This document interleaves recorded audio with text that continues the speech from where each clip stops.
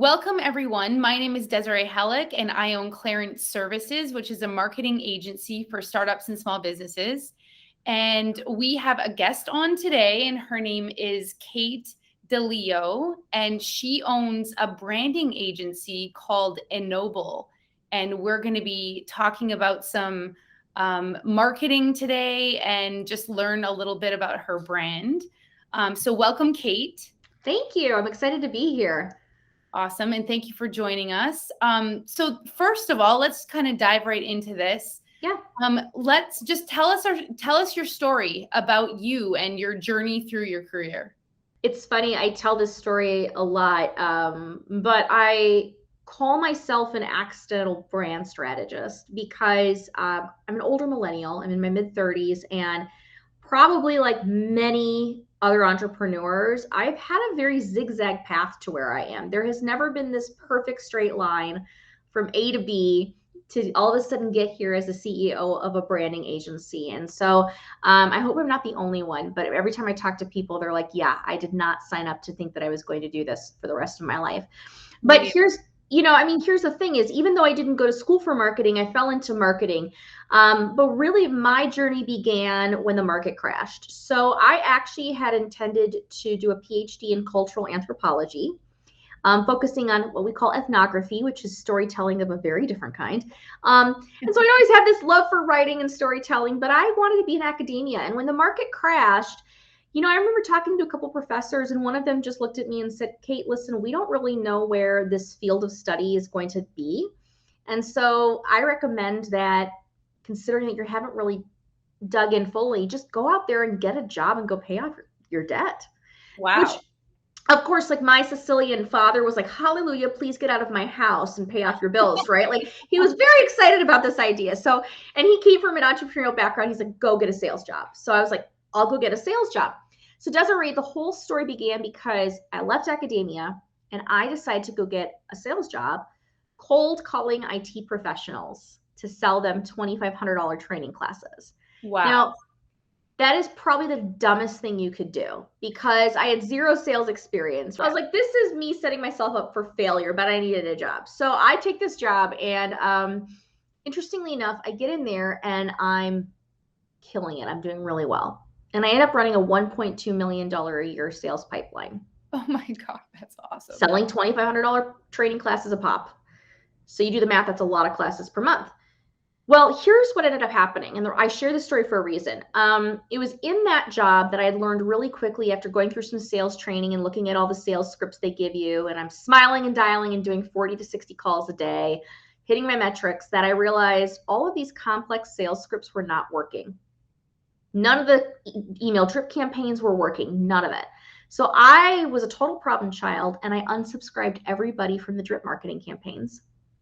And I totally threw out their sales scripts. And all I did was I would cold call these people or shoot them a super quick email and just say, hey, my name is Kate. This is what I do. This is how I can solve your problem. And this is how I'm different. And then I'd go quiet and they'd either hang up on me or they would say, shoot me an email on it. Cool. I'll take a look. And then they'd hang up on me. Or they would go, call me back in 6 months. That's it. Okay. It worked. And I realized in that moment, that was the light bulb, the impetus for me to realize that the secret to actually connecting with my prospects and actually having conversions and actually getting prospects to the table was just delivering a simple brand pitch. I ended up deciding I was going to go all in on this brand thing. And shortly thereafter, I got recruited out, worked in the marketing agency world, then got recruited into corporate America by one of my agency clients. And ultimately, all the while, I was a side hustler for almost 10 years. I was building brands on the side. I became a website developer, did all the marketing stuff. I mean, this was the glory days of marketing, right? In like 2010 to like 2018. Well, finally, in 2019, I ended up leaving corporate America, and I've made this my full-time hustle. But to date, I've built almost 300 brands, and I've worked in more than 20 sectors. And so this is really what I geek out on day in and day out. I love it. Okay, so why Ennobble? Like, how did that brand originate? Where did that come from? Yeah, I think like many brands, my company was really built on the ultimate purpose of what I wanted to accomplish and the ultimate truth of what I felt brand was all about. And the name Ennobble really derives from the original spelling, which I have a misspelling. of the name intentionally, but Ennobble really means to elevate, to raise up. And so ultimately, my brand is all about this belief that when you elevate your brand, you elevate your business. Okay. And so that was the impetus of me building this company and creating a structure in which I could work with companies, startups and smaller businesses, to help them refine their message so that ultimately their brand was really their path of least resistance to revenue. That's really the goal of the work that I do. I love it. That's awesome. So tell me what some of the pain points that your prospects or your current customers would come across to make them want to find somebody like you. Absolutely. I think, there's this understanding among companies and among entrepreneurs in that we recognize that business is a conversation, and it's not a transaction. And I say that all the time to people, but I think it's the truth. I think it's a conversation. I think where most companies struggle, though, is it's very hard for us to understand how do we actually engage in a conversation with our customer. And so my job is to help them understand how their brand message, every piece, every layer of their messaging ultimately is creating an actual conversation where your prospect is asking a question, they're being provoked to want to come to the right table at the right time. So more often than not, the symptoms that I hear, Desirae, are things such as, I'm struggling to get prospects. Mm-hmm. Or we're doing all these marketing tactics, but why is it we're not getting a big conversion rate? Or we're getting conversions, but it's like the wrong people. Like these people come to the table and they're not qualified. Like something is off, right? Yeah. And we're getting folks and then we're spending all this time trying to convince them that they should buy, And we're just spending so much money building this complex funnel and we can't seem to get the darn person to go, yes, I'm willing to cut the check. Okay, those are actually symptoms of a brand pitch issue and not a sales pitch issue. Okay. Something's going on with your message. Marketing tactics are awesome. You can have great email campaigns, this, great social, great strategies. But if your message is intrinsically off because you haven't really clarified what the deepest level heart pain is for your customer and how to express that in a very simple, profound way. Yep. Ultimately, it's like throwing spaghetti at the wall, isn't it? They're going to throw all the darts at the dartboard, hoping that email and Facebook and Insta are going to work, but it probably is not going to stick.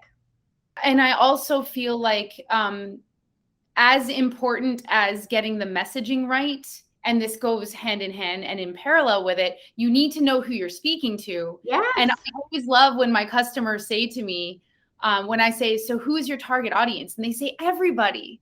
And it's no, it's never everybody. I don't care what you're selling, whether it's toilet paper or bottles of water. Who is purchasing the toilet paper? Who is purchasing the bottles of water, right? So that's who you're speaking to. You're not speaking to the toddler who's learning how to potty train with toilet paper. You're speaking to the parent who's buying the toilet paper for them, right? So exactly right. That's what you really have to focus on. And I make sure that I tell my clients, as much as you can segment your lists, especially for something like email marketing. Yes. Then you can really refine your message so that you will speak to their pain points and you will capture their attention.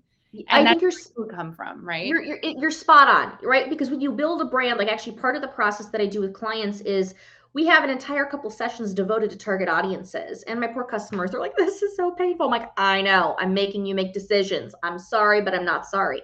Because it's so hard, because you have to remember, as entrepreneurs, we're the innovators. We're the one that built this. And technically speaking, everybody in the world could find value in what you do.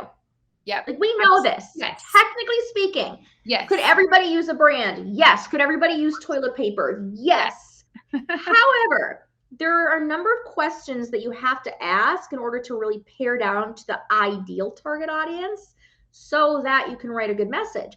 And I'm always asking really blunt questions, which is like, okay, so you tell me that you want to go for CPG companies and then software companies and then manufacturers. I'm like, okay, let me ask you. Who actually is going to cut the check? Yep. Well, this audience cuts the check faster. Who has the shortest buying cycle time? Absolutely. Who has the cultural attributes, including things like least amount of bureaucracy and ease of use to work with and Absolutely. coachability that you would want to work with? Absolutely. Who has the biggest level of pain currently that they would see the highest level of value? It's a Yep. no-brainer for It's them. almost like they're desperate and frustrated with their current processes, right? That your brand would fix that.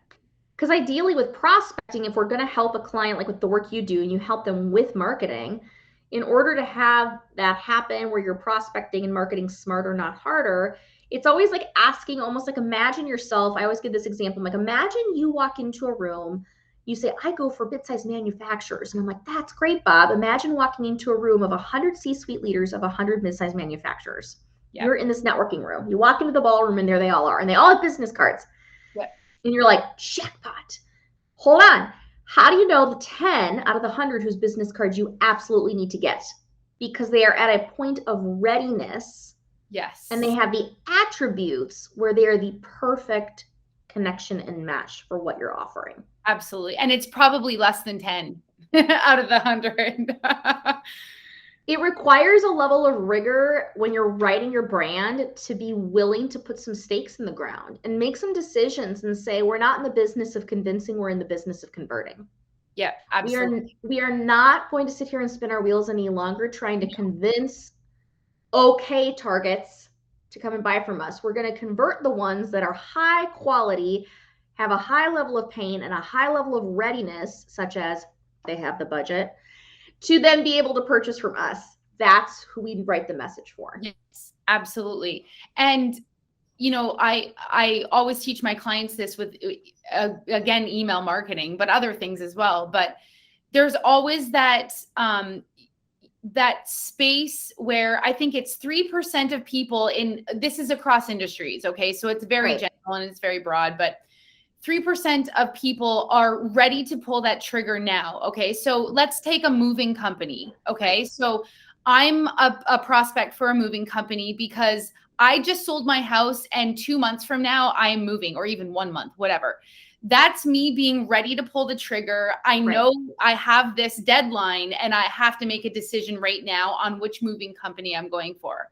Then there's the 7% where they know in the next 6 months to a year, they're going to be moving, but they don't have that close date yet, right? Correct. So they're the 7% that's they know they have to make a decision in the next little while, but they don't have to do it right now. Bingo. So you have to think about your messaging for those two, right? They're very similar, but one of them has that sense of urgency, the other one doesn't quite. Then there's the people who you're speaking to who, you know what, I think probably my kids are leaving the house. I'm going to downsize in the next 2 to 3 years, maybe 5. You know I don't want this big house when my kids leave for college, right? So then you're speaking to them too. So on an email campaign, if you're speaking to all of those people because you don't know which one is which yet on your list, right? And they're always ever evolving, then you have to put those messages in one email that will speak to all of them in different sections, right? Correct. So you give a promo for the ones that have sense of urgencies. Then you're giving really good quality, beneficial content for the ones who are like, oh, I trust that you want them to trust in your brand. Right. Such as like tips and tricks for getting organized for your move in the next 6 months, right? Absolutely. Like here's the packing to-dos in the next few months, things like that. Yes. Right. And so it is about a layered approach. But what's interesting is when you have a really clear definition of your audiences, what I have found is that you're really able to create a singular brand message, meaning you don't need 10 taglines, you need one tagline. You don't need 10 value proposition statements. You need one strong value proposition statement that speaks to here's the heart pain we solve for you. Yeah. Which is, you know what I'm saying? Yeah. Your customers, your prospects are going to resonate with it, but then it becomes a point of readiness question. Yeah. So if your message is on point, you've hit the right audience with the right message, then it's a point of readiness where they can go, right now, done, that was perfect, you totally read my mail and I'm ready to go. Or you set that reminder and follow up, or you drip on them with content, or you continue to run them for a few years and maybe it's 2 years out. But the message, interestingly enough, is pretty singular. But to your point, it's where you create supporting content to back up that overarching brand message. Yep, absolutely. You're not actually creating 20 messages that are all different. Everything still aligns to a singular pain that you solve, the way that you help people move. What exactly do you provide for your clients? Just the training on how to come up with the messaging? Do you actually give them a document at the end of it where this is what came from this training? This is right. Give that description. So I think one of the most important things to think about is if you're in this position where you are doing some sort of branding exercise, whether that's visually or you're talking with copywriters or agencies or folks like myself who help write the message side of brand, because you've got visual side of brand and then you've got the messaging side of brand. Mm-hmm. I think one of the most important things to just keep in your back pocket is you really want to make sure that you're partnering with somebody that's going to do the work with you in the room and have this be a collaborative experience. And so unfortunately, a lot of us as marketers get this really bad rap because what happens is the typical agency model, what we do, we swoop in, we do a 2-hour intake and we go bye-bye for 12 weeks. Then we come back and we go, here is your brand. And you're like, this is terrible. And that is not how you want this to happen. No. Like you can't write a brand in a box, right? Yep. So the way that I've worked with clients, and I have found this for the last decade to just really be the most valuable way for both sides, is I really pull them in for more of a workshop approach. So I'm actually pulling them into the Zoom room to work with them one-on-one through a series of 6 to 8 separate 90-minute workshop calls. And what we do is we go through a 30-page brand playbook that I wrote. I'm very process focused. I'm kind of a pragmatist. I really have a formulaic way that I look at brand. And so my job is to use that document as really the backbone of making sure that we're doing all the right assessment on the front end of things of like uncovering your why and your purpose, what's their tone of voice, what's the personality of your brand. Said differently, like we need to make sure that we're writing in the right color pen. If you're a blue pen, we can't write in a red pen. It needs to sound and feel like you. If you have humor, we got to use humor. Yes. We really need to understand who they are, but then we flip it on its head and we do analysis around those audiences. And we really define what ideal looks like. And we do some root cause analysis work to really help companies go from just simply saying, we provide this product and service to saying, here's the deepest level heart pain we solve. And oh, by the way, how we happen to do that is through this product or service. So it's flipping the narrative and teaching them how to lead with the emotional connection so that when somebody reads that message, they actually have that sentiment of, oh my God, they get me. Like they read my mail. Like yes, I love this. I want to read on. They totally get it. And so the work that I do is doing some of that analysis work. And then what we're actually doing is collaboratively writing every piece of their brand together.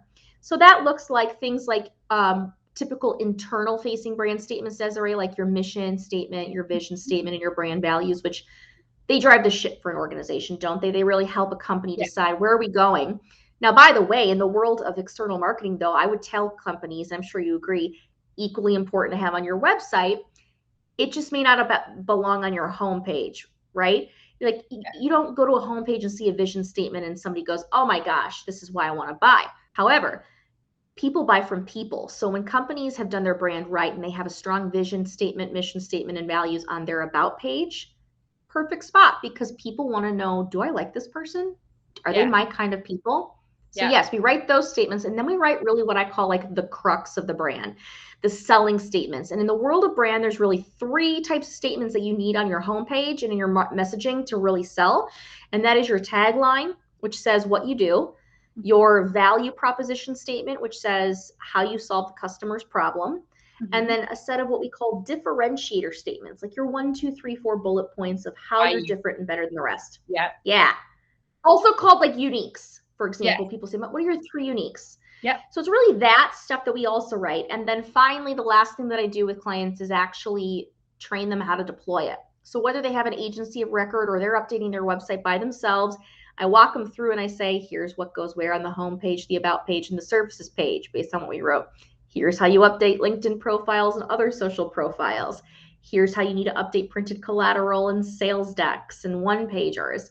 The goal with the way that I approach brand is 100% about giving people tactical ability. So they walk out with their brand in a book. They get a 30-page document. and they know exactly what to say where with their elevator pitches. They know where it needs to go in their marketing. So you do the internal facing content, but also the customer facing content as well with them. Yes. And you don't do the graphical design stuff, the graphic design.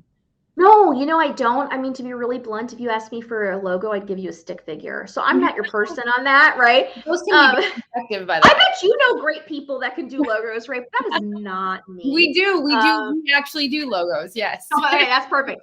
Somebody asked me, are you like a creative? I'm like, no, the best I can do is paint by numbers because I'm great at following directions. Like, that's about all I got. But the cool part is often it's like working in tandem with somebody like yourself, where a client's like, I've got somebody like a Desirae or Clairant, and can we pull them in for the last session so they can help me deploy this now across those other channels? So there's often a handoff point, but other services and other next steps once they've gotten the message down might include maybe they need additional copywriting for ad taglines, or maybe they need somebody to help write email copy. Maybe they need the graphic design piece. Maybe they need a website build or refresh. Sure. And email marketing, whatever it might be. They're going to move into now more of the deployment of that message. Execution mode. Yeah, absolutely. Great. Okay, so if there's one tip you can give, in closing to this, to any prospects that are listening, what would you say? Yeah, the number one thing that I tell people is at the end of the day, you need to make sure that your message really hits these three things in the first 15, 20 seconds. And that is telling a client or a customer of yours, this is what we do with your tagline. This is how we solve your problem with a value proposition statement. And this is how we're different from the competition with your differentiator statements. It's truly those three things that, from a buyer psychology perspective, it's what somebody needs to be able to want to come to the right table at the right time and actually have a conversation with you. That's really the goal of your brand. And if you can get those three things down in your message, you're going to be cooking with gas. You're going to see a higher number of qualified prospects at the table. That's excellent. Excellent advice. And so if people want to get a hold of you, how do they do that? Sure. Easiest way is to actually reach out to me directly through email, which is Kate, Kate, @ennobble.com. And that is ENNOBBLE.com. Otherwise, find me on LinkedIn, Kate DiLeo, or certainly feel free to connect with me again through just www.ennobble.com.